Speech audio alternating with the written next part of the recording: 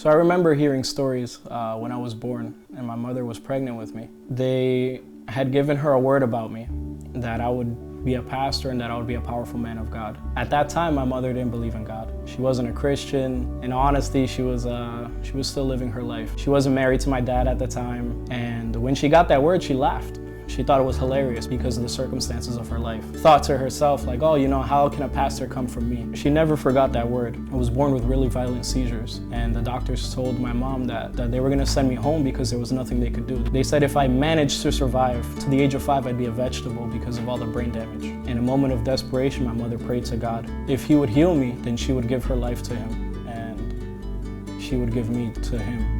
And a neighbor that lived upstairs from her apartment came and prayed for me, and God healed me. From then on, my mom decided to raise me to fulfill that calling. She didn't know what it meant to be a pastor, but she gave her life to God. And we were in church all the time. She made sure I was in children's church. And then we moved to Florida, and we didn't go to church as much. So, of course, my faith got cold. Even though we read the Bible together, I was still a kid. In my rebellion, my mom, at the age of 15, brought me to a youth lock-in, and I did not want to go for anything. And in that retreat was when I had my encounter with God. The youth leader stopped the worship and pointed at me out of a crowd of about 500 youth. And he told me that I'd be a powerful man of God, and that God was calling me to be a pastor. And I knew that it was God because it was the same exact words my mother told me when I was a kid. From that moment on, I gave my life to God, to spreading the gospel and to studying the word, and was living my life in church. And for about 2 years, I stayed on that course. Let go of a lot of the vices I had. I let go of a lot of friends that I had because I knew that they weren't gearing me towards the right direction. And around the age of 17, we stopped going to that church, and I went into a full-blown rebellion once again.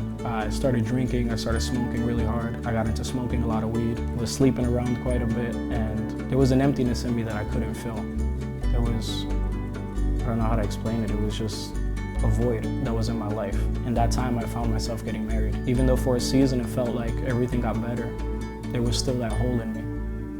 And I still studied the word, but I wasn't connecting to God the way I should have. Eventually, I kind of reached one of the low points in my life where I wound up cheating on my wife because I was looking for something to fill that space. And I never told her. A couple months later, I found myself in church.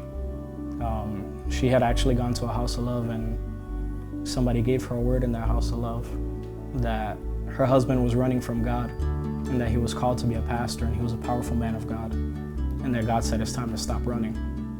And when she came home and told me, I laughed, and I was like, I know that that's God. I started going to that House of Love group, and little by little I found myself integrated into the church. I went to a day of glory, and that was when I committed to go to this church for real.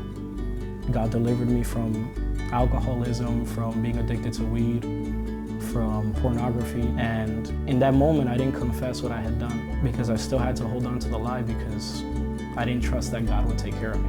And I stayed in church for years, and eventually during a fast, God told me it was time to confess what I had done because the time for my calling was now. It was incredibly difficult to do. I was like, okay, God, I trust you. And I told her. That was kind of when everything changed in my life because she left. It was a very difficult time for me to consider. It was right when the pandemic had started, so I lost my marriage, lost my job, and then it was all alone. In that time was when God became real for me. I went through a really, really deep depression. I got to the point of suicide because all that kept playing in my mind was, God, how could you call me a pastor and leave me alone in this time? And I felt the presence of God like nothing I've ever experienced. It was a love that I can't explain. And in that moment, God told me if I didn't let the enemy kill you when you were a baby, you don't have the right to either. And that sounds harsh, but for me, that was everything I needed. And I remember there were a lot of pastors reaching out to me from the church, telling me everything was gonna be okay and that God was with me. But I didn't understand how they could say that in that moment until I really had God with me. And God delivered me from that spirit of suicide, from depression.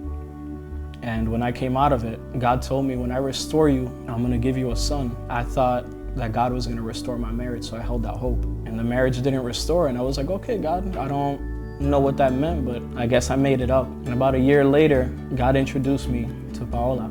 In a day of glory, I had grabbed her hand as we were leaving, and he told me that she would be my wife. And I thought he was crazy, but I said, God, I trust you. If you've got me through this, through everything so far, I know that you wouldn't leave me astray. And word after word came about our relationship, confirming that I wasn't crazy and that it was God working. A couple months later, we got married. She got pregnant, and then God confirmed through a prophet that we were having a son, and he gave us the name of the boy. For me, I'm living proof that no word from God goes astray. No word from God falls to the ground without being answered. And everything that God says he will do, he can deliver you from anything. There's no dark place, there's no depth that you can go that God can't deliver you from. And I'm living proof of that.